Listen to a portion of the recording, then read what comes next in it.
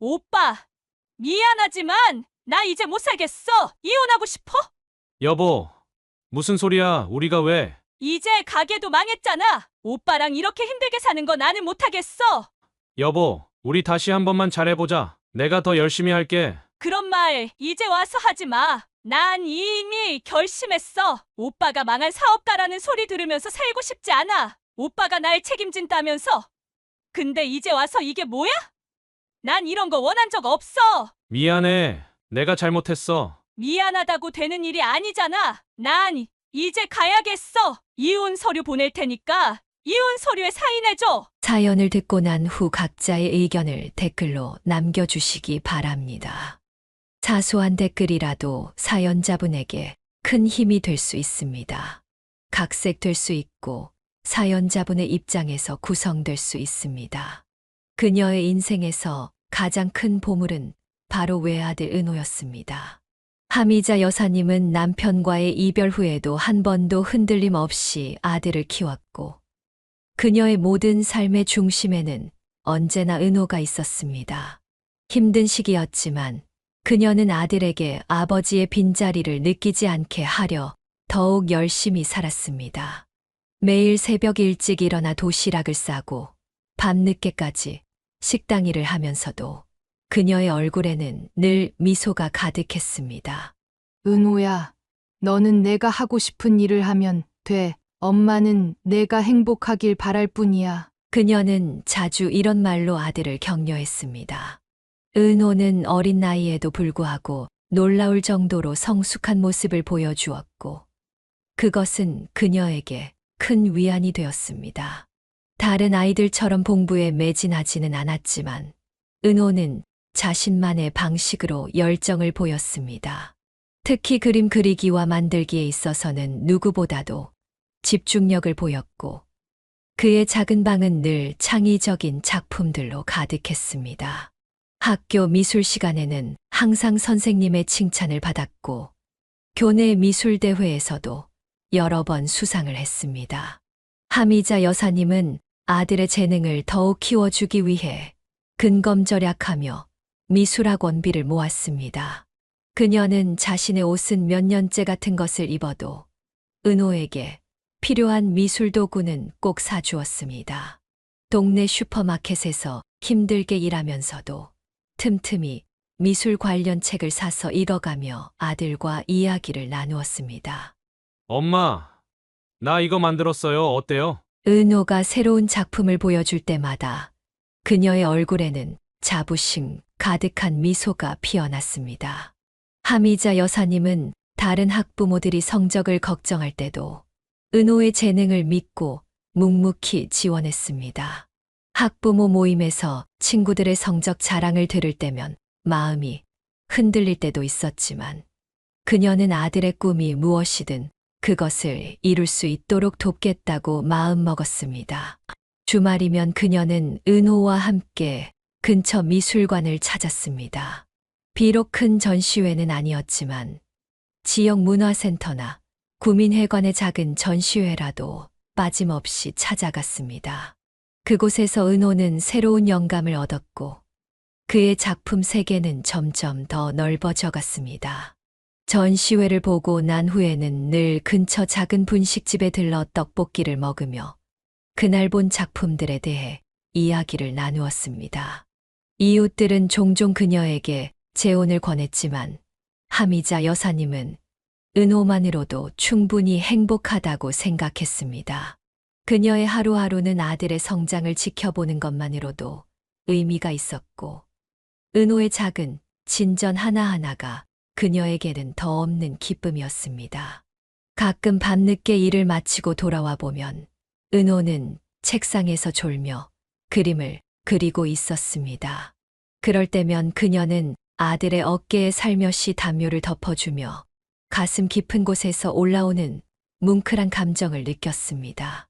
우리 은호, 오늘도 열심히 했구나. 매일 저녁 그녀는 아들의 머리를 쓰다듬으며 이렇게 말했습니다. 은호는 그런 엄마의 사랑에 보답하듯 착실하게 자신의 길을 걸어갔고 그의 성실한 발걸음은 하미자 여사님에게 가장 큰 위안이 되었습니다. 시간이 흐를수록 은호는 더욱 단단해졌고 그의 꿈을 향한 열정은 날이 갈수록 깊어졌습니다. 특히 중학교에 들어가서는 미술부 활동을 시작하며 더욱 다양한 작품 활동을 펼쳤습니다. 학교 축제 때는 미술부 친구들과 함께 벽화를 그리기도 하고 교내 미술 전시회를 기획하기도 했습니다. 그의 재능은 점점 더 많은 사람들에게 인정받기 시작했고 미술 선생님은 은호의 미래가 밝을 것이라고 예견했습니다. 그녀는 이런 아들을 바라보며 자신의 선택이 옳았음을 다시 한번 확신했습니다.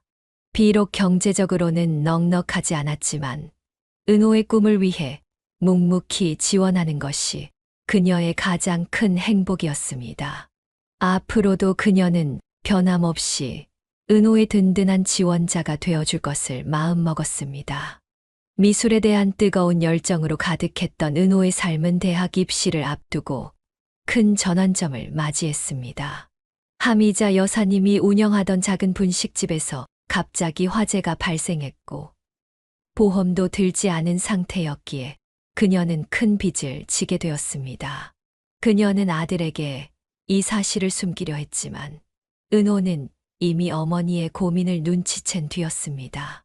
엄마, 도저히 모른 척 할 수가 없네요. 제가 뭐라도 해야죠. 제가 알아보니까 성동구에 있는 한 식당에서 직원을 구한다더라고요. 그렇게 20살의 은호는 미술대학 진학의 꿈을 잠시 접어두고 식당 일을 시작했습니다.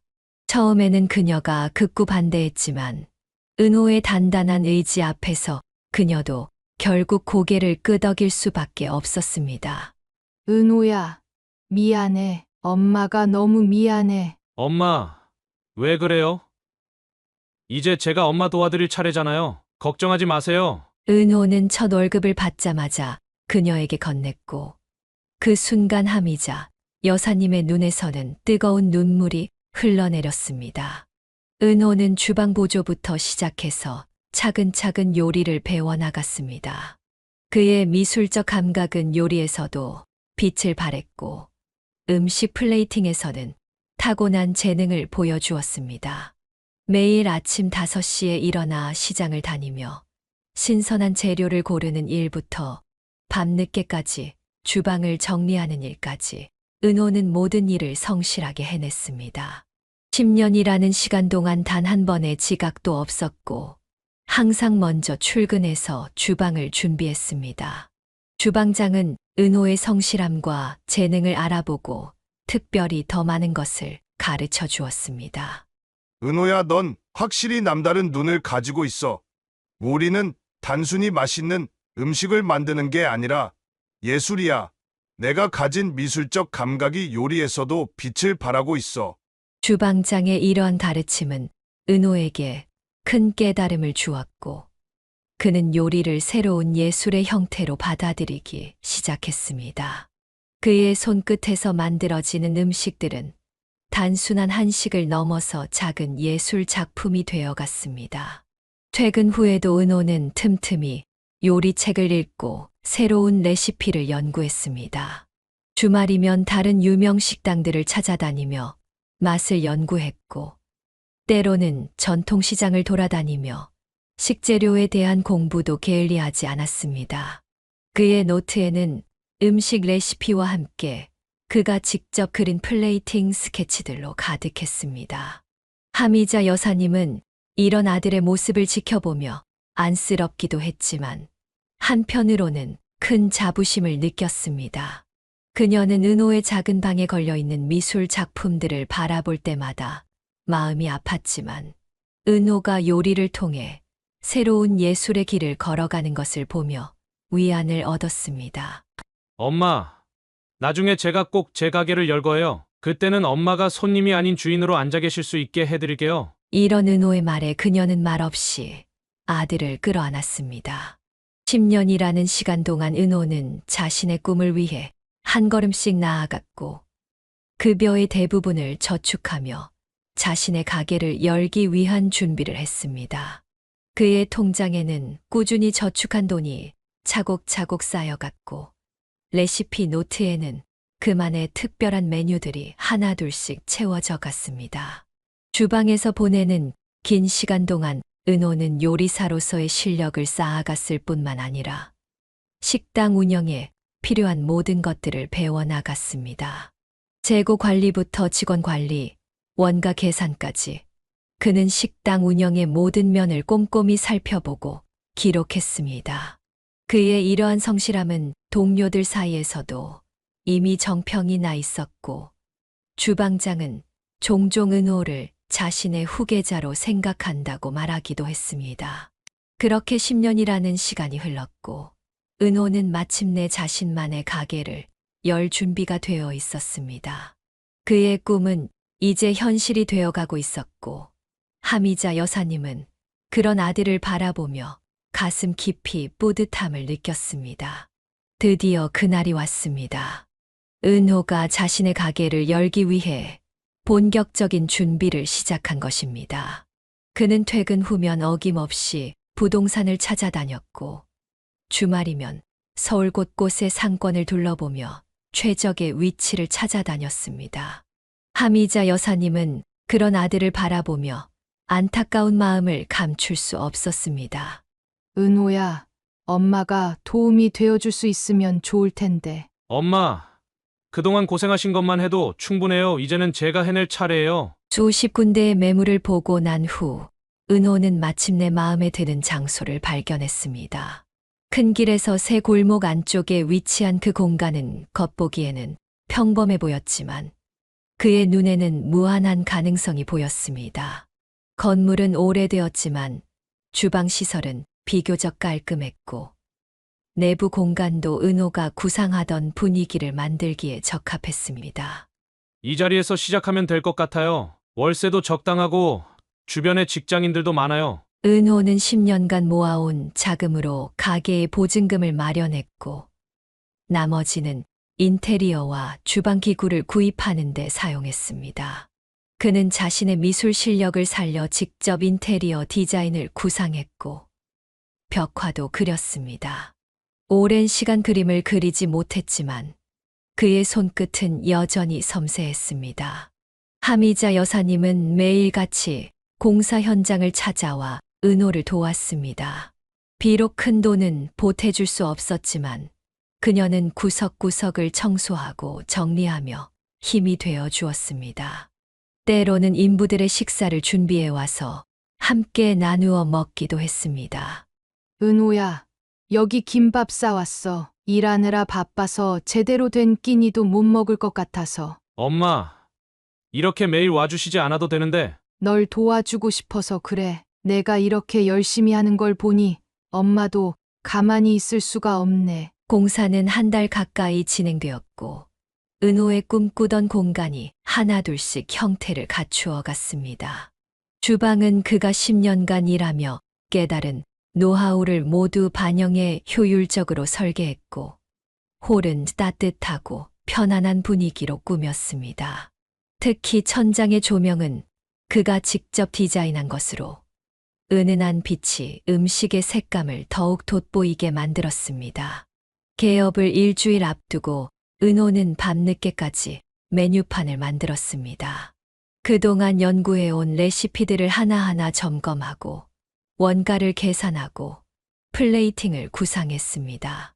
하미자 여사님은 그런 아들 곁에서 조용히 차를 타다 건네며 힘이 되어 주었습니다.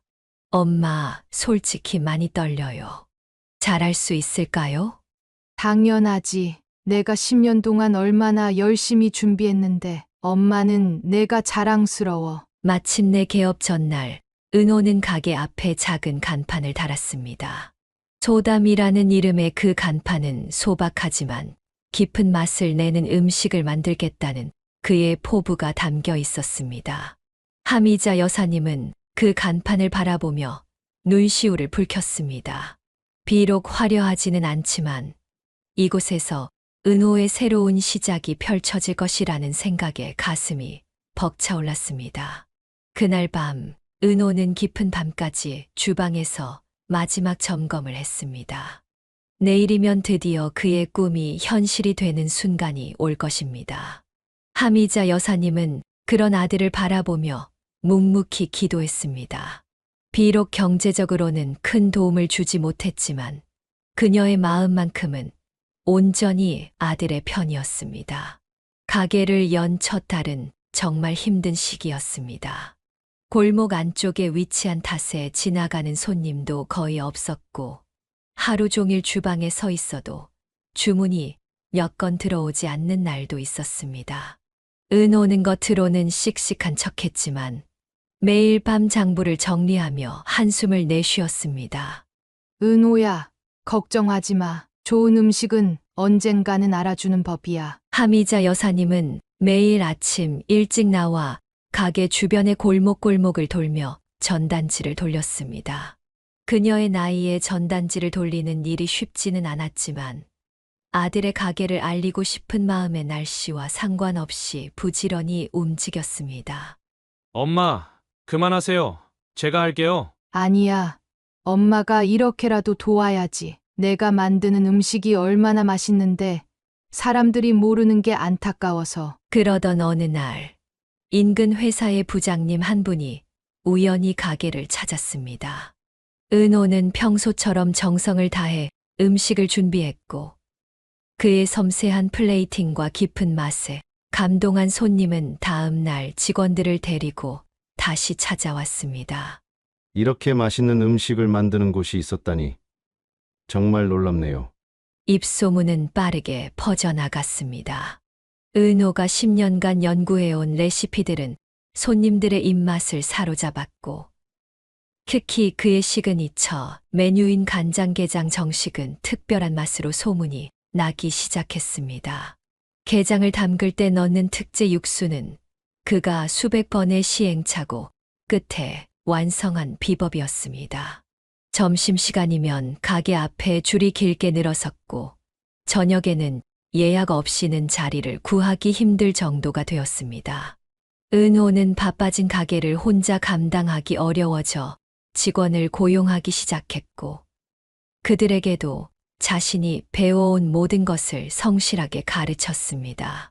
주방에서는 절대로 대충이란 없어요. 모든 손님께 정성을 다해 대접한다는 마음으로 요리해 주세요. 하미자 여사님은 이제 전단지를 돌리지 않아도 되었지만 매일 아침 일찍 가게에 들러 은호와 직원들의 아침 식사를 챙겼습니다. 그녀는 손님들의 칭찬 소리를 들을 때마다 가슴이 뿌듯했고 때로는 몰래 들어와 구석에 앉아 은호가 일하는 모습을 지켜보기도 했습니다. 가게가 자리를 잡아가면서 은호의 요리는 더욱 발전했습니다. 그는 계절마다 새로운 메뉴를 연구했고 지역 농수산물 시장과 직접 계약을 맺어 더 신선한 재료들을 구하기 시작했습니다. 그의 요리에 대한 열정은 식지 않았고 오히려 더욱 깊어져만 갔습니다. 은호야, 이제 정말 성공한 것 같다. 엄마, 이제 시작이에요. 앞으로 더 열심히 할 거예요. 6개월이 지나자 지역 맛집 블로그에도 소개되기 시작했고 1년이 되어갈 무렵에는 식당 전문 잡지에서 취재를 나오기도 했습니다. 은호의 소담은 이제 이 동네의 대표적인 맛집으로 자리매김했고 그의 손맛은 많은 사람들에게 인정받게 되었습니다. 하미자 여사님은 이제 더 이상 걱정하지 않아도 되었습니다. 아들이 자신의 길을 찾아 성공적으로 걸어가는 모습을 보며 그녀의 마음은 평온함으로 가득 찼습니다. 은호의 성공은 단순히 음식점을 잘 운영하는 것을 넘어서 자신의 꿈을 향해 한 걸음씩 나아간 결실이었습니다. 은호의 가게가 자리를 잡아가던 무렵 운명 같은 만남이 찾아왔습니다. 친구의 소개로 만난 고은은 첫눈에 은호의 마음을 사로잡았습니다. 늘씬한 키에 긴 생머리, 도화지처럼 하얀 피부를 가진 그녀는 은호가 상상했던 이상형 그 자체였습니다. 특히 그녀의 웃을 때 보이는 보조개는 보는 이의 마음을 설레게 했습니다. 야, 어떠냐? 내가 소개시켜준 애 전문대 나왔고 얼굴도 이쁘고. 미쳤다. 진짜 천사 아냐? 어떻게 저런 여자가 있을 수가 있어? 첫 만남 이후 은호는 곧바로 적극적인 구애를 시작했습니다. 바쁜 와중에도 시간을 내어 데이트를 했고 고은을 위해 특별한 요리를 만들어 주었습니다. 그녀를 위해 특별히 개발한 메뉴들은 가게의 새로운 인기 메뉴가 되기도 했습니다. 오빠, 요리하는 남자라 좋다. 평생 맛있는 거 실컷 먹을 수 있겠네. 내가 평생 먹여 살릴게. 당신은 예쁘게만 있어. 오빠 진짜 나만 보나 봐? 그럼 이번 주말에 명품백 하나만 사줘. 하미자 여사님은 아들이 데려온 예비 며느리를 보고 첫눈에 반했습니다. 하지만 시간이 지날수록 걱정이 되기 시작했습니다. 고은은 전문대를 졸업했지만 일을 하지 않았고 쇼핑과 피부관리, 네일아트를 하며 시간을 보내는 것이 일상이었습니다. 한 달 용돈으로 200만 원을 요구하는 그녀의 모습에 하미자 여사님은 속이 타들어갔습니다. 은호야, 고은이는 일할 생각이 없는 거니? 엄마, 제가 벌어서 살면 되죠. 고은이는 예쁘게만 있어도 돼요. 하긴 내가 좋다면야. 고은의 화려한 라이프 스타일은 은호의 카드 명세서에 고스란히 반영되었습니다. 매주 백화점에서 쇼핑을 하고 최고급 스파와 피부관리숍을 다녔습니다. 친구들과의 모임에서도 항상 최신 명품으로 치장하고 나타났습니다. 오빠, 친구들이 다 명품 가방 메고 다니는데 나만 이러고 다니면 창피해. 알았어. 내가 사줄게. 근데 이번 달은 좀 빠듯할 것 같은데. 에이, 오빠도 참. 나 같은 여자 만나서 좋은 것도 있어야지. 친구들한테 자랑도 되고. 교제 6개월 만에 은호는 프러포즈를 했고 고은은 망설임 없이 받아들였습니다. 하지만 결혼을 준비하는 과정에서 고은의 사치스러운 면모가 더욱 도드라졌습니다. 야, 진짜 미쳤냐? 그 여자 완전 속물이잖아. 너 월급이 얼만데 저런 여자랑 결혼해서 살 생각이야? 됐어. 내가 책임질 수 있어. 고은이만한 여자가 어디 있다고. 나 이제 가게도 잘 되잖아. 네가 평생 벌어도 그 여자 쇼핑하는 돈을 못 따라갈걸? 정신 차려. 웨딩드레스는 최고가의 브랜드를 고집했고 신혼여행도 몰디브를 요구했습니다. 스드메 패키지도 가장 비싼 것을 고르더니 예물은 유명 주얼리 브랜드의 제품만을 고집했습니다. 오빠, 이거 살래. 와이프 입히는 돈도 아끼려고? 아니, 그게 아니라. 에이, 오빠 가게 잘 되는 거 다 아는데 뭘. 나 이거 안 사주면 결혼 취소할 거야. 알았어. 내가 어떻게든 해볼게. 하미자 여사님은 이런 상황을 지켜보며 속이 타들어갔습니다. 결혼 준비 과정에서 은호가 대출까지 알아보는 것을 보고는 더는 참지 못하고 말을 꺼냈습니다. 은호야, 이렇게 시작해서 괜찮을까? 엄마, 제가 알아서 할게요. 제발 고은이 욕하지 마세요. 난 내가 걱정돼서 그래. 그 애는 내 얘기만 하면 돈 얘기부터 하더구나. 결혼식 날 하미자 여사님은 화려한 웨딩드레스를 입은 며느리를 보며 복잡한 심정을 감출 수 없었습니다. 분명 아름다운 모습이었지만 그녀의 눈에는 뭔가 부족해 보였습니다. 특히 식장에 모인 고은의 친구들이 모두 비슷한 스타일의 화려한 차림새를 하고 있는 것을 보며 앞으로 아들이 감당해야 할 부담이 걱정되었습니다. 엄마, 걱정하지 마세요. 제가 알아서 잘할게요. 그래, 너를 믿는다. 식장을 나서며 하미자 여사님은 묵묵히 기도했습니다. 아들이 선택한 길이 옳기를, 그리고 이 결혼이 행복하기를 간절히 바랐습니다. 하지만 그녀의 마음 한켠에는 여전히 불안감이 자리 잡고 있었습니다. 은호가 평생 일만 하며 아내의 사치를 감당해야 하는 것은 아닐지 그녀의 걱정은 쉽게 가시지 않았습니다. 결혼 생활은 은호의 예상과는 많이 달랐습니다. 아침이면 고은은 늦잠을 자느라 은호의 출근 준비를 돕지 않았고 저녁이면 친구들과 약속이 있다며 집을 비웠습니다. 설거지가 쌓여 있고 빨래는 산더미처럼 쌓여 있어도 그녀의 관심사는 오직 자신의 외모 가꾸기뿐이었습니다. 여보, 오늘은 집에서 좀 있어줄 수 없어? 오빠도 참. 내가 친구들이랑 약속 있다니까. 오빠가 하면 되잖아. 난 밖에서 일하고 오잖아. 장사하느라 힘든데. 내가 결혼하기 전에 말 안 했어. 오빠가 날 책임진다면서. 이제 와서 이럴 거야? 하미자 여사님이 며느리 집을 방문할 때마다 집안은 더욱 엉망이었습니다. 냉장고에는 상한 음식들이 가득했고 옷가지들은 여기저기 널브러져 있었습니다. 반면 고운에 화장되는 값비싼 화장품들로 가득했고 옷장에는 매달 새로 산 명품 옷들이 줄지어 걸려 있었습니다.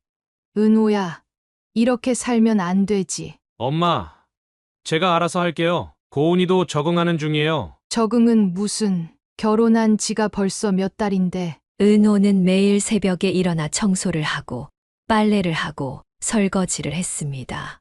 가게 일로 이미 피곤한 몸이었지만 집안일까지 도맡아 하느라 그의 얼굴은 점점 지쳐갔습니다.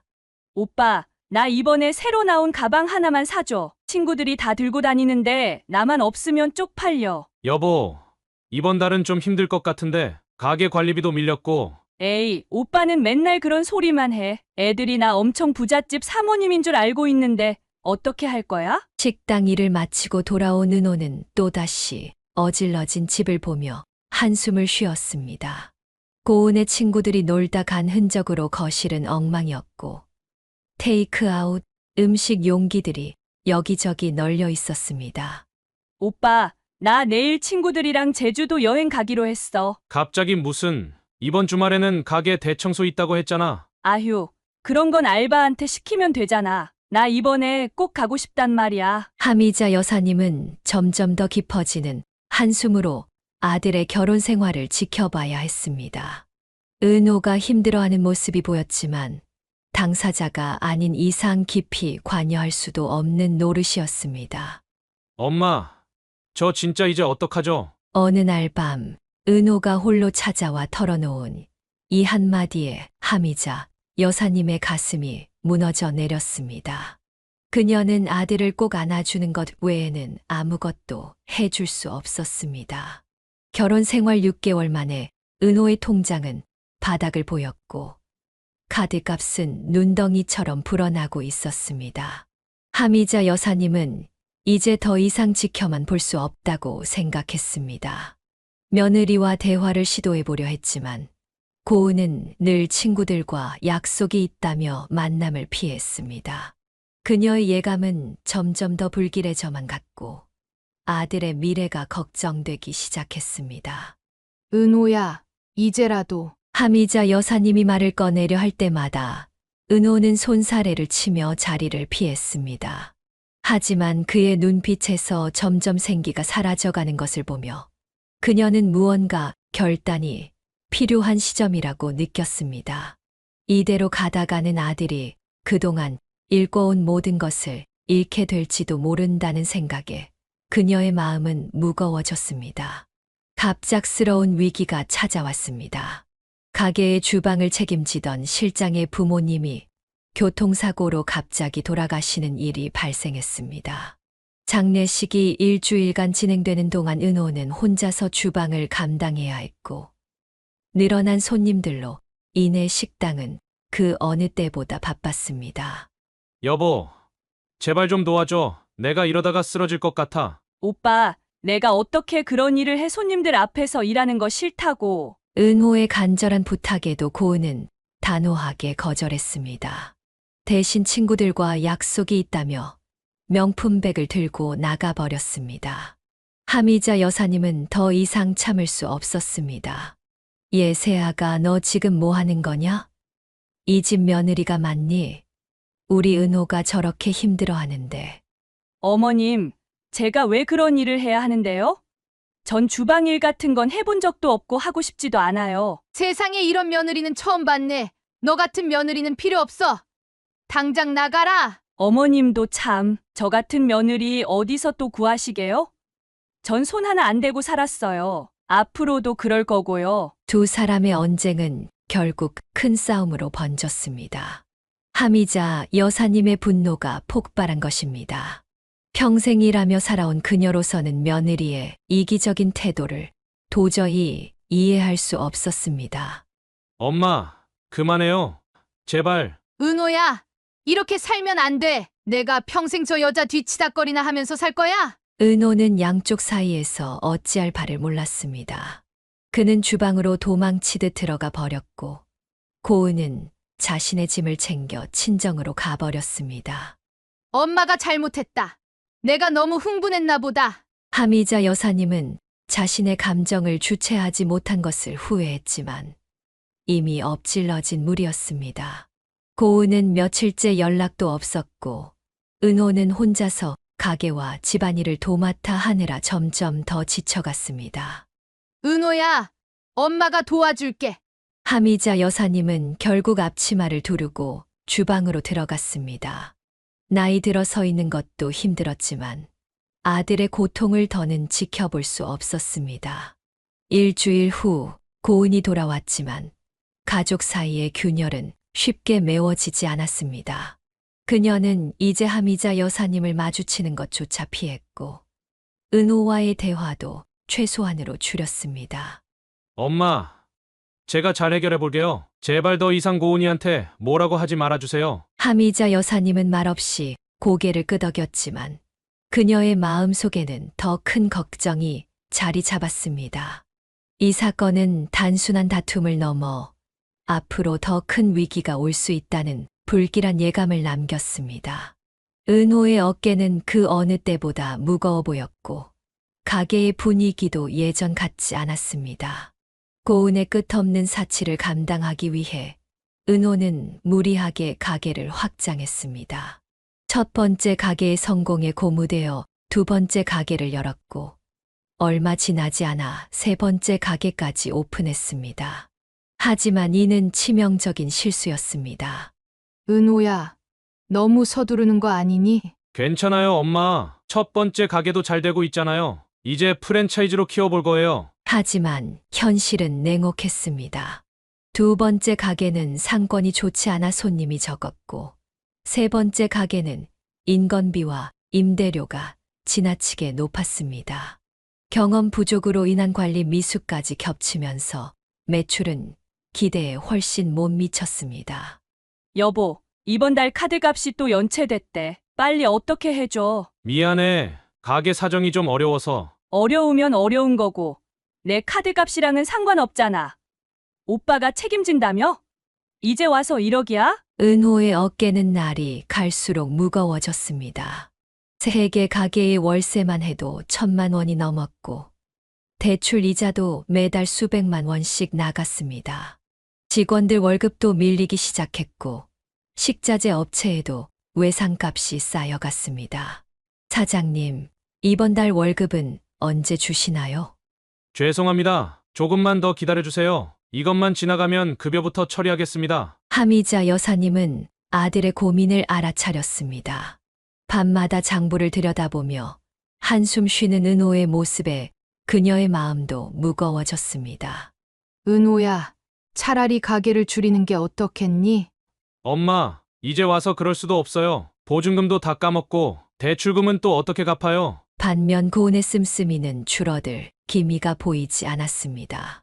오히려 스트레스를 받는다며 더 자주 쇼핑을 다녔고 고가의 물건들을 구매했습니다. 은호는 아내의 카드값을 감당하기 위해 사채까지 알아보기 시작했습니다. 오빠, 나 이번에 제주도 가서 숙소를 좀 고급스러운 데로 잡았어. 한 300만 원 정도면 될 것 같아. 지금 그럴 때가 아니잖아. 가게가 이렇게 어려운데. 에이, 오빠도 참. 내가 스트레스 받아서 여행 가는 건데 또 뭘 그래. 깊어가는 밤 은호는 텅 빈 가게에 홀로 앉아 눈물을 훔쳤습니다. 한때 맛집으로 소문났던 가게들은 이제 한산했고 남은 것은 산더미 같은 빚뿐이었습니다. 모든 것이 그의 어깨를 짓누르고 있었습니다. 하미자 여사님은 결국 자신의 노후 자금을 은호에게 주기로 결심했습니다. 비록 큰 돈은 아니었지만 당장의 위기를 모면할 수 있을 것이라 생각했습니다. 은호야, 이 돈으로 급한 불이라도 꺼보자. 엄마, 그렇게 하시면 안 돼요. 너보다 중요한 게 어디 있니? 하지만 그마저도 임시 방편일 뿐이었습니다. 가게들의 적자는 계속되었고 빚은 눈덩이처럼 불어났습니다. 결국 두 번째와 세 번째 가게의 직원들이 하나둘 퇴사하기 시작했고 남은 직원들의 사기도 바닥을 쳤습니다. 엄마, 제가 잘못했어요. 이렇게 될 줄 몰랐어요. 마침내 은호는 무릎을 꿇고 흐느꼈습니다. 하미자 여사님은 아들을 꼭 껴안았지만 그의 무너진 일상을 어떻게 다시 세워야 할지 막막하기만 했습니다. 한때 자신감 넘치던 은호의 모습은 온데간데 없이 사라지고 불안과 절망만이 가득한 눈빛만 남아 있었습니다. 폭풍이 몰아치기 전의 고요처럼 그날도 평소와 다름없는 아침이었습니다. 은호는 여느 때처럼 일찍 가게로 출근했고 고은은 늦잠을 자고 있었습니다. 하지만 그날 저녁 은호가 지친 발걸음으로 집에 돌아왔을 때 고은이 이미 짐을 싸고 있었습니다. 오빠, 미안하지만 나 이제 못 살겠어. 이혼하고 싶어. 여보, 무슨 소리야? 우리가 왜? 이제 가게도 망했잖아. 오빠랑 이렇게 힘들게 사는 거 나는 못하겠어. 은호는 그 자리에 얼어붙었습니다. 결혼 전 고은의 신용카드 빚 3천만 원을 은호가 대신 갚아준 일도 매달 끊임없이 지원해준 용돈과 명품백도 모든 것이 물거품이 되는 순간이었습니다. 여보, 우리 다시 한 번만 잘해보자. 내가 더 열심히 할게. 그런 말 이제 와서 하지 마. 난 이미 결심했어. 오빠가 망한 사업가라는 소리 들으면서 살고 싶지 않아. 고은의 냉정한 말에 은호의 눈에서는 눈물이 흘러내렸습니다. 하미자 여사님의 걱정이 현실이 되는 순간이었습니다. 오빠가 날 책임진다면서. 근데 이제 와서 이게 뭐야? 난 이런 거 원한 적 없어. 미안해. 내가 잘못했어. 미안하다고 되는 일이 아니잖아. 난 이제 가야겠어. 이혼 서류 보낼 테니까 이혼 서류에 사인해줘. 고은은 마지막까지도 자신의 짐 가방에 명품 옷들을 차곡차곡 넣으며 말했습니다. 은호와 함께 찍었던 사진들은 이미 쓰레기통에 버려져 있었습니다. 하미자 여사님이 소식을 듣고 달려왔을 때는 이미 늦었습니다. 고은은 떠난 뒤였고 은호는 거실 바닥에 주저앉아 있었습니다. 엄마, 고은이가 날 버리고 갔어요. 은호야, 제가 너무 부족했나 봐요. 제가 더 잘했어야 했는데. 하미자 여사님은 아들을 품에 안았습니다. 그녀도 눈물이 났지만 아들 앞에서는 강한 척해야 했습니다. 다음 날 고은의 변호사로부터 이혼 합의서가 도착했습니다. 위자료까지 요구하는 내용이었습니다. 은호는 망연자실한 채 서류를 바라보았습니다. 이렇게 끝나는 건가요? 은호야, 이제 다 잊어버려라. 새로 시작하면 돼. 하미자 여사님의 말에 은호는 고개를 끄덕였습니다. 3년이라는 결혼 생활이 이렇게 허무하게 끝이 날 줄은 몰랐습니다. 은호의 통장 잔고는 바닥을 보였고 카드 빚은 산더미처럼 쌓여 있었지만 고은에게는 이미 아무런 의미가 없는 일이었습니다. 그날 밤 은호는 처음으로 소주를 마셨습니다. 평생 술을 멀리했던 그였지만 이날만큼은 가슴 속의 응어리를 달래고 싶었습니다. 하미자 여사님은 그런 아들 곁에서 밤새 지켜보았습니다. 아들의 상처받은 마음을 어루만져 줄 수 있는 건 오직 시간뿐이라는 것을 알았기 때문입니다. 깊은 밤, 은호는 결국 하미자 여사님의 작은 원룸을 찾아왔습니다. 술에 취한 그의 발걸음은 휘청거렸고 눈가에는 깊은 상처가 서려 있었습니다. 엄마, 제가 그림을 계속 그렸더라면 이렇게 되진 않았을 텐데. 은호야, 엄마가 절 너무 믿으셨어요. 전 이렇게 못난 사람인데. 하미자 여사님은 아들을 끌어안았습니다. 은호의 눈에서는 멈추지 않는 눈물이 흘러내렸고 그의 어깨는 흐느낌으로 떨렸습니다. 내가 그때 미술을 계속했더라면 이런 실패는 하지 않았을 텐데. 엄마는 왜 절 말리지 않으셨어요? 은호야, 식당이 뭐예요? 전 그림을 그리는 게 좋았는데. 근데 이제는 뭐 하나 제대로 된 게 없잖아요. 은호의 원망 섞인 말들이 하미자 여사님의 가슴을 파고들었습니다. 그녀는 무슨 말로 아들을 위로해야 할지 알 수 없었습니다. 단지 떨리는 손으로 아들의 등을 쓰다듬을 뿐이었습니다. 내 인생이 이렇게 될 줄 알았으면 차라리 그때 고집 부리고 미술대학을 갈 걸 그랬어요. 엄마는 왜 그때 절 더 강하게 말리지 않으셨어요? 하미자 여사님의 눈에서도 눈물이 흘러내렸습니다. 아들의 원망 섞인 말 한마디 한마디가 그녀의 가슴을 후벼 팠습니다. 무엇보다 자신의 무력함이 가장 큰 아픔이었습니다. 전 이제 어떻게 해야 하나요? 빚도 많고 가게도 망했고 아내도 떠났는데 엄마가 있잖니. 엄마, 전 정말 아무것도 할 수 없는 사람인가 봐요. 그림도 요리도 사랑도 다 망쳐버렸어요. 은호의 손에는 구겨진 스케치북이 들려 있었습니다. 몇 년 만에 다시 그린 그림들이었습니다. 흐트러진 선들 사이로 그의 아픔이 고스란히 배어 있었습니다. 이제 와서 이런 그림이 무슨 소용이에요? 전 이미 다 놓쳐버렸는데. 하미자 여사님은 말없이 아들을 안은 채 밤을 지새웠습니다. 그녀는 자신의 무력함에 가슴이 미어졌습니다. 아들의 상처를 치유해 줄 수도, 그의 잃어버린 꿈을 되찾아 줄 수도 없었습니다. 단지 그의 곁을 지키며 함께 아파하는 것, 그것만이 그녀가 할 수 있는 전부였습니다. 밤이 깊어갈수록 은호의 흐느낌은 점점 더 커져갔고, 하미자 여사님의 가슴 속 응어리도 함께 커져갔습니다. 창밖으로 비가 내리기 시작했고, 그 빗소리는 마치 두 사람의 눈물처럼 슬프게 들려왔습니다. 하미자 여사님은 며느리와 마지막 통화를 하게 됩니다. 아들의 짐을 정리하다 발견한 고은의 다이어리에서 찾은 전화번호로 연락했습니다. 그녀의 마음 한켠에는 마지막까지도 며느리를 이해하고 싶은 마음이 있었습니다. 고은아, 마지막으로 한마디만 하자꾸나. 어머님, 이제 와서 뭘 더 하실 말씀이 있으세요? 은호를 사랑하긴 한 거니? 잠시 침묵이 흐른 뒤 고은의 차가운 웃음소리가 수화기 너머로 들려왔습니다. 이젠 더 속일 이유도 없으니까 사실대로 말할게요. 자랑이요? 어머님도 참, 전 처음부터 오빠의 가게가 탐나서 접근한 거예요. 맛집으로 소문난 가게의 사장님이라고 해서. 하미자 여사님의 손이 떨려왔습니다. 뭐라고? 그래서 일부러 소개를 받은 거였어요. 오빠가 그렇게 쉽게 넘어올 줄은 몰랐는데 너무 순진하더라고요.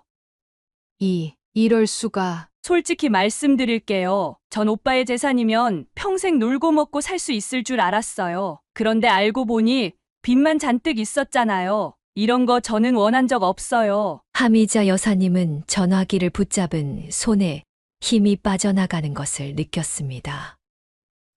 넌 어떻게 그럴 수가 있니? 세상이 그런 거죠, 어머님. 제가 뭐 잘못했나요? 오빠도 제 외모 보고 반한 거 아니에요? 서로 이용한 거죠. 아니, 우리 은호는 널 진심으로. 그런 진심 같은 건 이제 됐어요. 어머님도 이제 그만 저 찾아오세요. 전 이제 새 삶을 살 거예요. 통화가 끝난 후 하미자 여사님은 한동안 그 자리에 멍하니 앉아 있었습니다. 아들이 그토록 사랑했던 여자가 처음부터 이런 계산된 만남이었다니. 그녀의 가슴은 칼로 도려내는 듯한 고통으로 가득 찼습니다. 은호야, 엄마가 미안하구나. 엄마가 진작 알아보지 못해서. 하미자 여사님은 떨리는 손으로 얼굴을 감쌌습니다.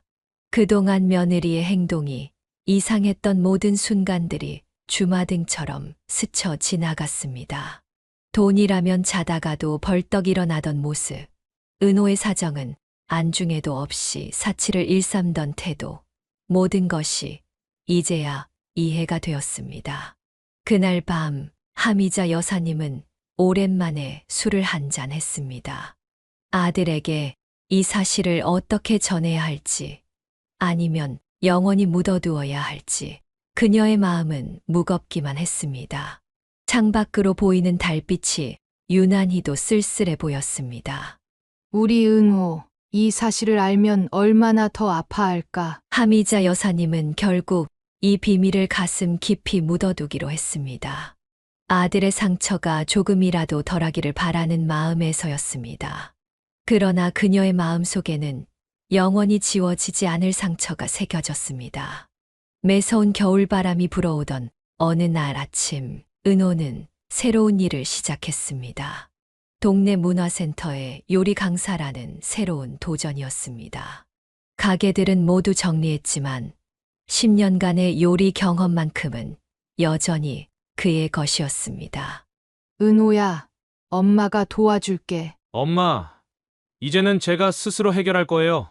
더 이상 엄마한테 짐이 되고 싶지 않아요. 처음에는 소규모 반찬 만들기 강좌부터 시작했습니다. 수강생은 고작 5명이었지만 은호는 모든 열정을 쏟아부었습니다.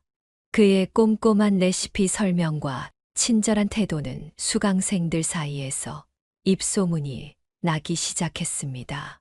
선생님, 정말 쉽게 설명해 주셔서 감사해요. 집에서도 이렇게 맛있게 만들 수 있다니 신기해요. 다음 달에는 더 많은 걸 가르쳐 드릴게요. 오늘 배운 걸 집에서도 꼭 연습해 보세요. 한 달이 지나자 수강생이 15명으로 늘었고 3개월이 지나자 강좌를 하나 더 늘려야 할 정도로 인기가 높아졌습니다.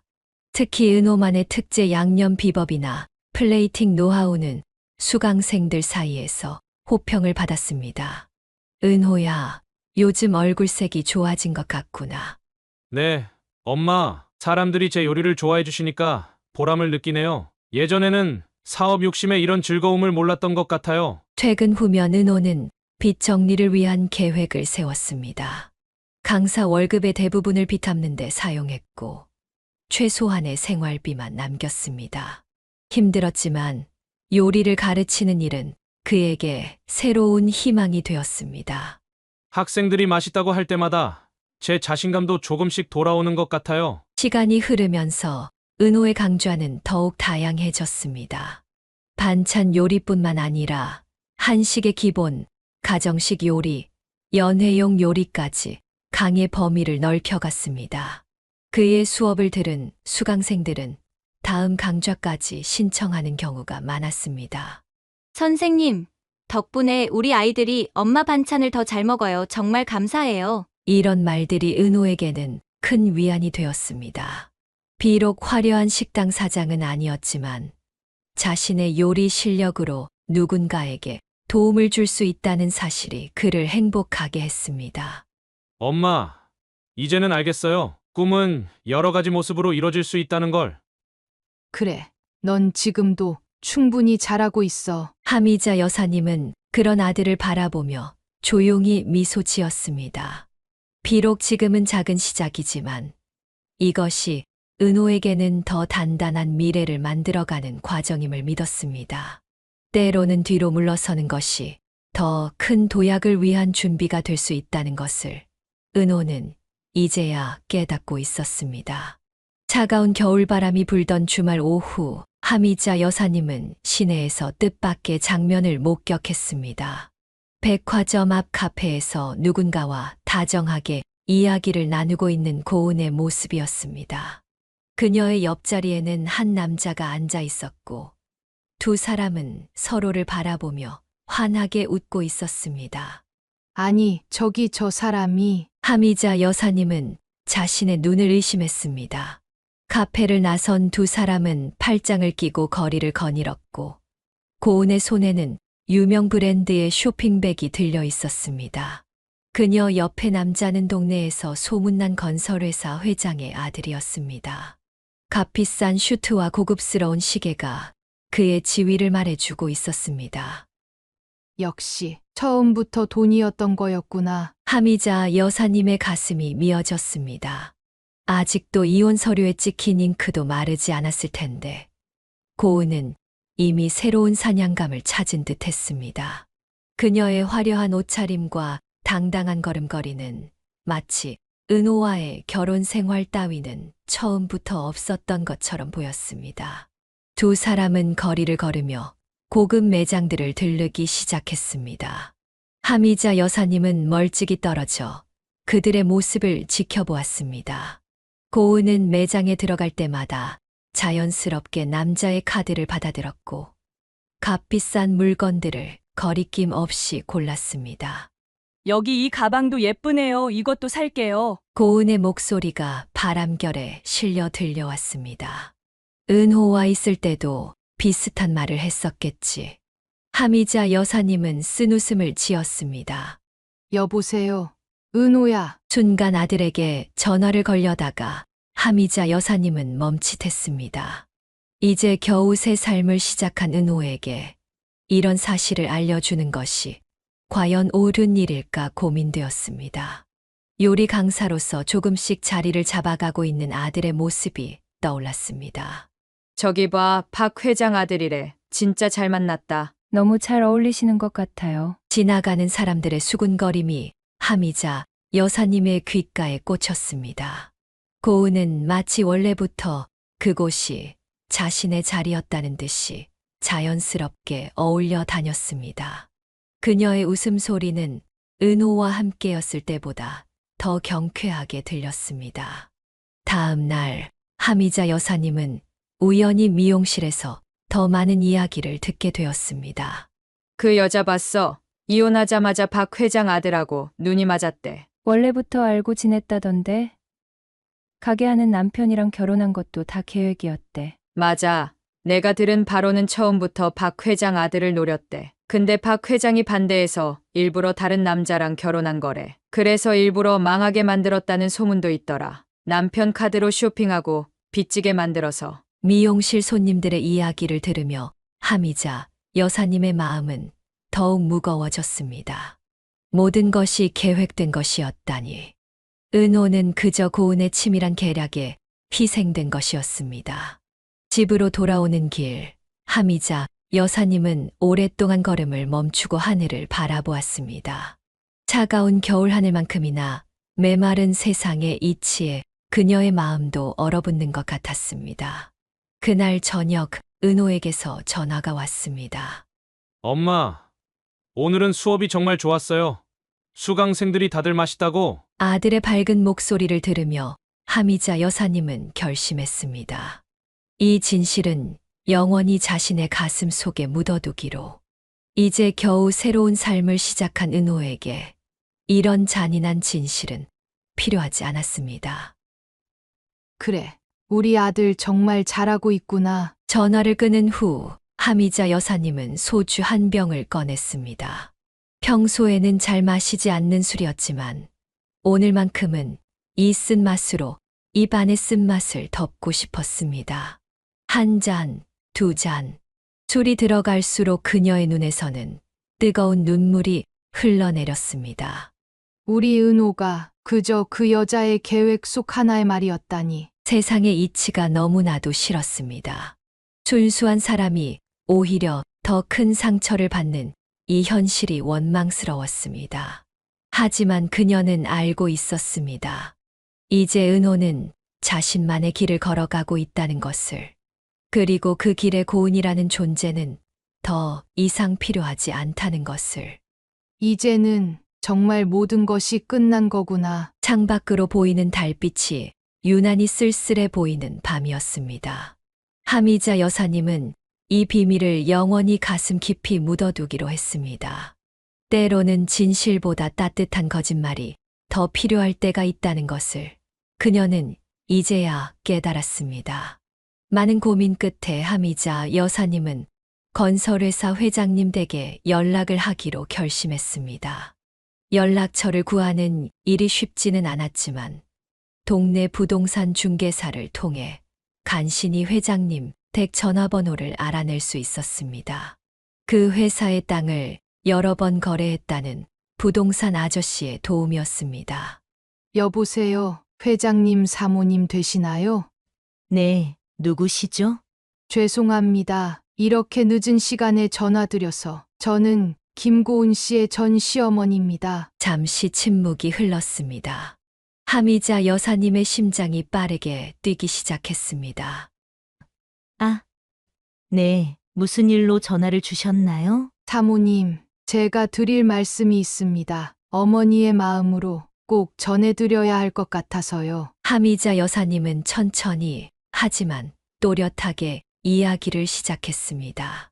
고은이 어떻게 은호에게 접근했는지, 어떻게 그를 망가뜨렸는지, 그리고 그 과정에서 드러난 그녀의 본 모습까지.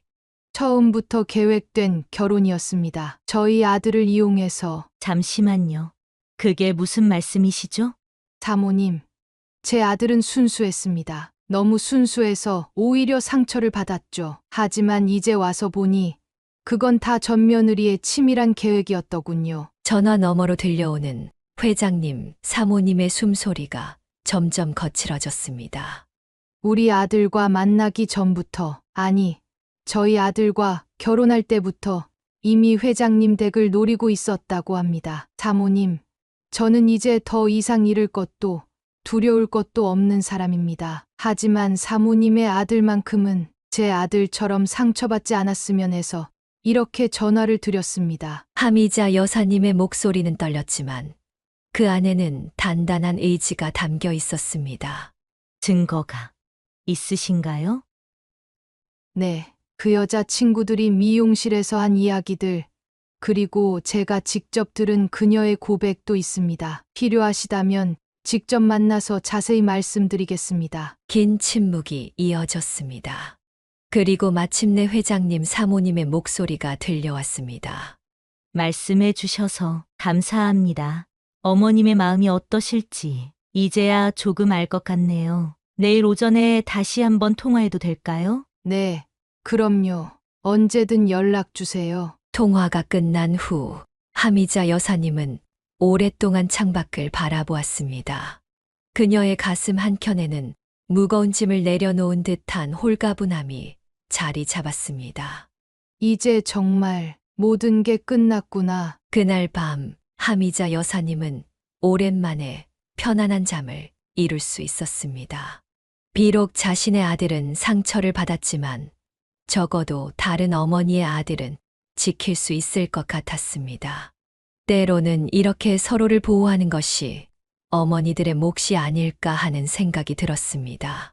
은호야, 이제는 정말 새로운 시작을 할 수 있겠구나. 창밖으로 보이는 달빛이 어느 때보다 밝게 빛나고 있었습니다. 마치 그녀의 선택을 축복해 주는 것처럼. 그러던 어느 날 밤, 한밤중에 울리는 전화벨 소리에 하미자 여사님은 잠에서 깨었습니다. 발신자 번호는 낯설었지만 수화기 너머에서 들려오는 목소리는 너무나 익숙했습니다. 당신 미쳤어요? 내 인생 망치려고 작정하셨나 봐. 고은의 날카로운 목소리가 새벽의 정막을 깨뜨렸습니다. 이게 무슨 짓이에요?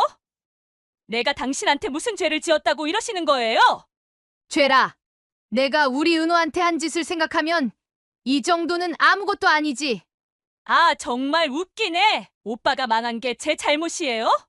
사업 능력도 없으면서 무리하게 확장한 게 누구였는데요? 하미자 여사님은 담담하게 대답했습니다. 고은아, 난 그저 진실만 전했을 뿐이야. 진실? 하! 당신이 무슨 진실을 안다고? 내가 오빠 카드로 쇼핑한 거? 그게 뭐 어떤데요? 부부 사이에 당연한 거 아니에요? 내 본심을 모르는 줄 알았니? 처음부터 우리 은호는 내 계획의 한 부분이었다는 걸. 맞아요. 그래서 어쩌게요? 난 처음부터 돈 보고 결혼했어요. 근데 그게 뭐가 잘못됐다고 이제 와서 이러시는 건데요? 고은의 목소리가 점점 더 날카로워졌습니다. 당신들이 날 뭘로 보는지 모르겠지만 전 이제 제 인생 살 거예요. 당신 아들 같은 실패자랑은 달라요. 실패자라고? 내가 망가뜨린 게 누구인데? 처음으로 하미자 여사님의 목소리가 높아졌습니다. 아니, 이게 진짜 당신 때문에 내 결혼이 깨질 뻔했잖아요. 이제 와서 무슨 낯짝으로. 낯짝. 그래, 난 뻔뻔한 낯짝으로라도 우리 아들 지켜야지. 넌 그 예쁜 낯짝으로 평생 사기나 치며 살아라. 당신 진짜 후회하게 해줄 거예요. 내가 어떤 사람인지. 협박하는 거니? 난 이미 모든 걸 잃었어. 더 이상 잃을 게 없는 사람한테 무슨 협박을. 잃을 게 없다고요? 그럼 은호 오빠한테 제가 찾아가서 실컷 괴롭히면 되겠네요? 어떠세요? 그것도 괜찮으시겠어요? 하미자 여사님의 심장이 덜컥 내려앉았지만 목소리는 여전히 단단했습니다. 그래, 한번 해봐. 내가 그렇게 했다간 널 가만두지 않을 거야. 하! 당신이 날 어쩌게요? 돈도 없고 백도 없는 주제에 사람을 돈으로만 보는 내가 불쌍하구나. 그래서 평생 행복할 수 있을 것 같아. 어머, 참나! 당신 아들보다는 낫겠죠? 적어도 전 남편 카드값에 빚더미에 앉진 않았으니까. 그래, 내 말대로 우리 은호는 실패했다. 하지만 내 아들은 적어도 사람은 사람답게 살았어. 사람답게 살았다고요? 그래서 뭐가 달라졌나요? 전 이제 회장님 며느리 될 사람이고, 당신 아들은 여전히. 그만! 더 이상 내 아들 얘기는 꺼내지 마. 왜요? 듣기 싫으세요? 실패자 아들 둔 게 부끄러우신가? 고은아, 이제 그만하자. 내가 무슨 말을 하든 난 흔들리지 않아. 난 그저 진실을 말했을 뿐이야. 당신 두고 보세요. 이 일이 어떻게 되는지. 전화가 끊겼습니다. 하미자 여사님은 깊은 한숨을 내쉬었습니다. 창밖은 여전히 어두웠지만 그녀의 마음은 오히려 더 밝아진 것 같았습니다. 때로는 이렇게 모든 것을 터놓고 나면 오히려 마음이 편해지는 법이니까요. 고은과의 통화 이후 하미자 여사님은 잠을 이루지 못했습니다. 창가에 놓인 의자에 앉아 밤하늘을 바라보며 자신의 선택을 되짚어 보았습니다. 옳은 일이었을까? 이렇게까지 했어야 했을까? 내가 너무 나선 걸까? 문득 은호의 웃는 얼굴이 떠올랐습니다. 요리 강사로 새로운 삶을 시작하며 조금씩 안정을 찾아가는 아들의 모습. 그런 은호가 고은의 협박대로 다시 흔들리게 된다면 생각만 해도 가슴이 미어졌습니다. 하지만 난 어머니니까. 그녀는 천천히 일어나 찬물로 얼굴을 씻었습니다. 거울 속에 비친 자신의 모습이 어쩐지 낯설어 보였습니다. 당신이 뭔데 참견이에요? 고은의 날카로운 목소리가 다시 귓가에 맴돌았습니다. 맞습니다. 그녀에게는 이제 아무런 관계도 아닌 사람. 하지만 한 어머니로서 또 다른 어머니의 아들이 상처받는 것을 그냥 보고만 있을 수는 없었습니다. 어머니, 문득 회장님, 사모님의 목소리가 떠올랐습니다. 그 짧은 한마디에 담긴 감사함과 안도감. 그것만으로도 자신의 선택이 옳았다는 확신이 들었습니다. 적어도 이렇게라도 해야 했어. 하미자 여사님은 조용히 앨범을 꺼냈습니다. 은호의 결혼식 사진이 나왔습니다. 환하게 웃고 있는 아들의 모습과 그 옆에서 미소 짓는 고은. 그때는 미처 보지 못했던 가식적인 미소가 이제야 보였습니다. 내가 진작 알아보지 못해서 우리 은호가 이렇게 상처를 받았는데. 밤이 깊어갈수록 그녀의 마음은 오히려 단단해졌습니다. 자신의 행동이 누군가에게는 불편한 참견으로 보일 수 있겠지만 적어도 또 다른 가정이 무너지는 것은 막을 수 있었습니다. 은호야, 엄마가 이번에는 제대로 된 선택을 한 거지? 창밖으로 보이는 새벽별이 유난히 밝게 빛났습니다. 마치 그녀의 선택을 긍정하는 듯 했습니다. 비록 지금은 마음이 흔들리고 불안하지만 언젠가는 이 선택이 옳았다는 것을 증명할 수 있을 것입니다. 이제는 정말 모든 게 끝났으면 좋겠다. 하미자 여사님은 조용히 기도했습니다.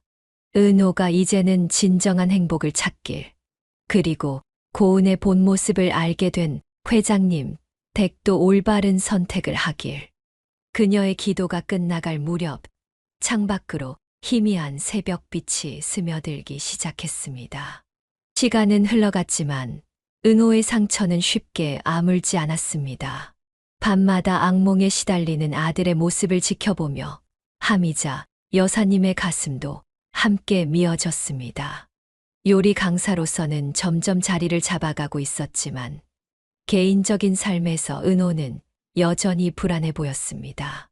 엄마, 난 이제 아무도 믿을 수가 없어요. 사람들의 웃는 얼굴만 봐도 가슴이 떨려요. 고은이처럼 저를 이용하려는 건 아닐까? 하미자 여사님은 아들을 꼭 안아주는 것 외에는 할 수 있는 게 없었습니다.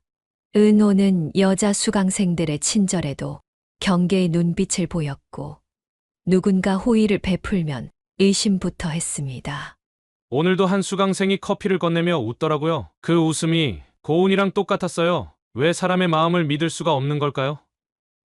제가 이상한 건가요? 매일 밤 하미자 여사님은 아들의 방 앞을 서성였습니다. 문 너머로 들리는 한숨 소리에 그녀의 마음도 함께 무너져 내렸습니다. 때로는 은호가 홀로 술을 마시며 옛 사진을 보고 있는 것을 발견하기도 했습니다. 제가 뭐가 그렇게 부족했던 걸까요? 아니야. 은호야, 내 잘못이 아니야. 그런데 왜 저한테 이런 일이? 하미자 여사님은 자신도 모르게 눈물을 훔쳤습니다. 아들의 아픔을 대신해 줄 수 없다는 것이 가장 큰 고통이었습니다. 밤마다 그녀는 은호가 편히 잠들기를 기도했지만 아들의 불면증은 계속되었습니다. 요리를 가르칠 때만큼은 평온해 보이는 은호였지만 수업이 끝나고 돌아오는 길에는 항상 우울한 표정을 지었습니다. 그 누구보다 밝고 순수했던 아들의 웃음이 사라진 것이 하미자 여사님에게는 가장 큰 아픔이었습니다. 엄마, 이 아픔 언제쯤 끝날까요? 시간이 해결해 줄 거야. 하지만 그녀의 말조차도 공허하게 들렸습니다. 은호의 상처는 겉으로 보이지 않는 곳에서 더욱 깊어져만 갔고 그것을 지켜보는 하미자 여사님의 마음도 함께 멍들어갔습니다. 매일 밤 그녀는 아들의 방문 앞에서 작은 기도를 올렸습니다. 은호가 다시 예전의 밝은 모습을 찾길, 그리고 삶에 대한 믿음을 되찾길 간절히 바라면서. 하지만 그 기도는 쉽게 이루어지지 않았고, 은호의 상처는 여전히 깊은 자리에서 아물지 않은 채로 남아 있었습니다. 봄바람이 살랑이던 어느 날, 은호의 요리 교실에 새로운 수강생이 찾아왔습니다. 조금은 수줍어 보이는 표정으로 교실에 들어선 그녀는 자신을 김수현이라고 소개했습니다. 안녕하세요. 혹시 초보자도 수업을 들을 수 있을까요? 네, 물론이죠. 처음부터 차근차근 가르쳐 드릴게요. 수현은 5살 아들을 혼자 키우는 싱글맘이었습니다. 이혼 후 아들을 위해 요리를 배우고 싶다는 그녀의 이야기에 은호는 묘한 친근감을 느꼈습니다. 우리 우진이가 요즘 반찬 투정이 심해서요. 제가 요리를 잘 못해서. 걱정 마세요. 아이들이 좋아하는 반찬부터 시작해볼까요? 수업이 진행될수록 수연의 서툰 칼질에도 은호는 평소보다 더 많은 인내심을 보였습니다. 그녀의 진지한 태도와 열심히 하려는 모습이 은호의 마음을 움직였습니다. 선생님, 제가 너무 못하죠? 아니에요. 누구나 처음은 있으니까요. 하미자 여사님은 달라진 아들의 모습을 눈치챘습니다. 수연이 있는 날이면 은호는 조금 더 일찍 나가 준비를 하고 수업이 끝나고도 늦게까지 뒷정리를 하곤 했습니다. 은호야, 그 애기 엄마 참 좋은 분 같구나. 엄마, 저도 잘 모르겠어요. 그냥 마음이 편해요. 수연 역시 은호에게 조금씩 마음을 열어갔습니다. 어느 날은 수업이 끝난 후 그녀가 조심스레 말을 꺼냈습니다. 선생님, 제가 만든 도시락을 우진이가 참 좋아하더라고요. 정말 감사해요. 다행이네요. 우진이 입맛에 맞았다니. 그게 우진이가 선생님을 한번 만나보고 싶대요. 괜찮으시다면. 은호는 잠시 망설였습니다. 하지만 수연의 순수한 눈빛을 보며 그는 천천히 고개를 끄덕였습니다. 주말 공원에서 만난 우진이는 은호를 보자마자 반갑게 달려왔습니다. 우와, 진짜 요리사 선생님이다. 우진이의 맑은 웃음소리에 은호의 굳어있던 마음도 조금씩 녹아내렸습니다. 세 사람은 공원에서 도시락을 함께 먹으며 오후를 보냈습니다. 선생님이 만든 김밥이 세상에서 제일 맛있어요. 우진이의 순수한 칭찬에 은호는 오랜만에 진심으로 웃을 수 있었습니다. 그리고 그 옆에서 수연도 조용히 미소 짓고 있었습니다. 시간이 흐르면서 서로의 상처를 이해하고 보듬어주는 사이가 되어갔습니다. 은호는 수연에게서 진실된 마음을, 수연은 은호에게서 따뜻한 위로를 받았습니다. 은호 씨, 우리 천천히 알아가면 어떨까요? 수연의 조심스러운 제안에 은호는 잠시 침묵했습니다. 하지만 이내 따뜻한 미소와 함께 대답했습니다. 네, 그러면 좋겠습니다. 하미자 여사님은 그런 아들의 모습을 보며 안도의 한숨을 내쉬었습니다. 마침내 은호가 진정한 봄을 맞이하는 것 같았습니다. 은호와 수연의 관계가 조금씩 발전해 가던 어느 날, 예상치 못한 기회가 찾아왔습니다. 수연이가 SNS에 올린 은호의 요리 수업 영상이 화제가 된 것입니다. 선생님, 제가 실수를 한 것 같아요. 제가 우진이 도시락 만드는 수업 영상을 올렸는데 네, 무슨 일이 있나요? 그게 조회수가 100만이 넘었어요. 댓글에서 모두들 선생님의 수업 방식이 너무 좋다고. 은호의 요리 수업은 특별했습니다. 단순히 레시피를 알려주는 것이 아닌 요리에 담긴 정성과 사랑을 이야기하고 때로는 그림처럼 음식을 플레이팅하는 그의 예술적 감각이 사람들의 마음을 사로잡았습니다. 은호 씨, 방송국에서 연락이 왔어요. 지역 방송국의 우리 동네 숨은 이야기 코너에서 은호의 요리 교실을 취재하고 싶다는 연락이 왔습니다. 수연은 은호보다 더 들뜬 목소리로 소식을 전했습니다. 이게 다 수연 씨 덕분이네요. 아니에요. 이건 다 선생님의 진심이 통한 거예요. 방송이 나간 후 은호의 요리 교실은 더욱 유명해졌습니다. 특히 그의 수업에는 단순한 요리 기술만이 아닌 음식을 통해 가족의 사랑을 전하는 방법이 담겨 있었기 때문입니다. 은호 씨, 저희 맛있는 행복 요리학원에서 함께 일해보시지 않겠습니까? 서울의 유명 요리학원 원장이 직접 찾아왔습니다. 전문 요리 강사진의 실력 향상 교육과 함께 새로운 분원의 총괄 교수 자리를 제안받은 것입니다.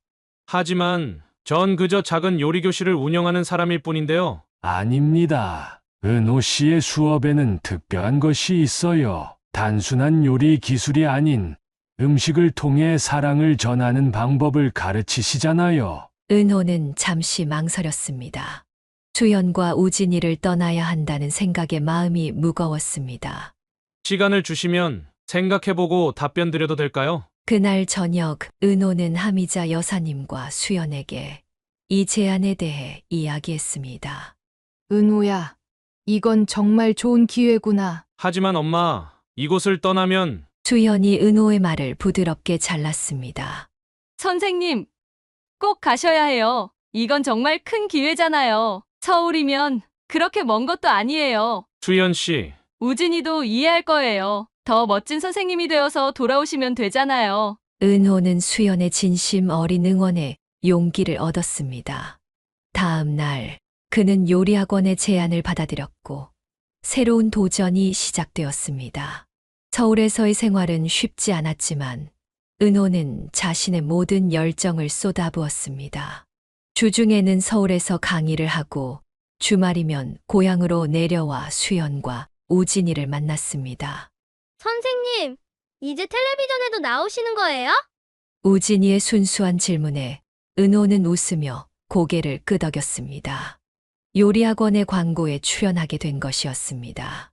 시간이 흐르면서 은호의 이름은 요리 교육계에서 더욱 유명해졌습니다. 그의 힐링 요리 클래스는 항상 수강 신청이 조기 마감될 정도로 인기였습니다. 은호 씨, 이제 우리 분원뿐만 아니라 전국 순회 강연도 해주셨으면 합니다. 원장의 제안에 은호는 감사하게 승낙했습니다. 이제 그는 단순한 요리 강사가 아닌 많은 사람들에게 희망과 위로를 전하는 멘토가 되어 있었습니다. 엄마, 저 이제 정말 제가 하고 싶은 일을 찾은 것 같아요. 퇴근 후 하미자 여사님과 통화하면서 은호는 행복한 목소리로 말했습니다. 그래, 내가 이렇게 성장하는 모습을 보니 엄마는 정말 행복하구나. 과거의 상처는 이제 은호를 더 강하게 만드는 밑거름이 되어 있었습니다. 그리고 그 곁에는 언제나 그를 진심으로 응원하는 수연과 우진이 그리고 하미자 여사님이 있었습니다. 은호의 이름이 전국적으로 알려지기 시작할 즈음 뜻밖의 소식이 들려왔습니다. 한 통의 전화를 받은 하미자 여사님의 표정이 복잡해졌습니다. 여보세요? 아, 사모님. 통화 내용은 고은에 관한 것이었습니다. 그토록 바라던 결혼에 성공하는 듯했던 고은의 계획은 완전히 실패로 돌아갔다는 것이었습니다. 어머님 결국 아들이 그 여자의 본 모습을 봤나 봅니다. 정말 감사드려요. 알고 보니 고은은 결혼을 앞두고 회장님 아들의 카드를 무단으로 사용한 것이 발각되었고 그의 친구들과 몰래 만나온 사실도 드러났다고 했습니다. 이번에도 똑같은 짓을 하다니 그 성격 하나는 정말 고치지 못하나 보네요. 회장님 댁에서는 고은의 과거를 더 깊이 조사했고 은호와의 결혼 과정에서 있었던 모든 일들이 밝혀졌습니다. 결국 회장님 아들과의 약혼은 취소되었고 고은은 그동안 모아둔 돈마저 사기 혐의로 날리고 말았습니다. 지금은 필리핀으로 도망갔다고 하더군요. 빚쟁이들을 피해서. 하미자 여사님은 이 소식을 들으며 착잡한 심정이 되었습니다. 누군가의 불행을 기뻐할 수는 없었지만 한편으로는 은호가 그녀의 곁을 떠난 것이 오히려 다행이라는 생각이 들었습니다. 어머니, 제가 그때 하신 말씀을 되새겨보니 그분이 정말 현명하신 분이셨네요. 회장님 사모님의 말에 하미자 여사님은 잠시 눈을 감았습니다. 한때는 모든 것을 가진 것 같았던 고은이 이제는 모든 것을 잃고 도망자 신세가 되었다는 사실이 그저 안타까웠습니다. 소문을 들으니 빚이 10억이 넘는다더군요. 신용카드 돌려막기에 대출도 여러 군데서 받았다고. 고은의 화려했던 겉모습은 모두 거짓이었습니다. 명품백과 화려한 옷들 뒤에는 감당할 수 없는 빚더미가 숨겨져 있었고 그녀의 환한 미소 뒤에는 차가운 계산만이 있었습니다. 아들이 그 여자 때문에 큰 상처를 받았지만 이제 보니 그것도 다 지나갈 일이었네요. 하미자 여사님은 전화를 끊고 창밖을 바라보았습니다. 서울에서 날아온 은호의 방송 출연 광고지가 탁자 위에 놓여 있었습니다. 아들의 환한 미소가 담긴 사진을 보며 그녀는 작은 미소를 지었습니다. 인생이란 게 참 알 수 없는 거구나. 그때 마침 은호에게서 전화가 걸려왔습니다. 엄마, 저 이번 주말에 내려갈 때 수연 씨한테 청혼하려고 해요. 은호야. 이제는 제가 정말 행복해질 수 있을 것 같아요, 엄마. 하미자 여사님은 아들의 밝은 목소리를 들으며 눈시울을 붉혔습니다. 세상은 결국 공평한 것인지도 모릅니다. 진실된 마음으로 살아가는 사람에게는 마침내 진정한 행복이 찾아오는 것처럼. 그래, 우리 은호. 이제 정말 행복해질 차례구나. 창밖으로 따스한 봄볕이 들어왔습니다. 마치 은호의 새로운 시작을 축복해 주는 것처럼 밝고 따뜻했습니다. 벚꽃이 흩날리는 4월의 어느 날, 은호와 수연의 작은 결혼식이 열렸습니다. 하미자 여사님은 환한 미소를 지으며 식장 입구에서 하객들을 맞이했습니다. 식장 안에서는 우진이가 신랑 들러리로 나서서 웃음꽃을 피웠습니다. 은호의 반지를 든 쿠션을 들고 걸어가는 그 작은 뒷모습이 꼭 은호의 어린 시절과 닮아 있었습니다. 엄마, 이제 정말 제가 행복해져도 될까요? 그래, 이제는 내 행복만 생각하렴. 결혼식이 끝나고 한 달 뒤, 은호는 서울 강남에 자신의 이름을 건 요리학원을 열었습니다. 은호의 행복한 부엌이라는 간판 아래에는 늘 사람들의 발길이 끊이지 않았습니다. 여보, 우진이가 이제 동생이 생긴다고 너무 좋아해요. 수연의 배가 불러오는 것을 보며 은호는 매일 행복한 미소를 지었습니다. 퇴근 후에는 우진이와 함께 태교 음식을 만들며 즐거운 시간을 보냈습니다. 하미자 여사님은 이제 일주일에 한 번 아들네 집에서 열리는 가족 식사 모임이 가장 행복한 시간이 되었습니다. 은호가 직접 요리한 음식들로 가득한 식탁에서 그들은 진정한 가족의 의미를 나누었습니다.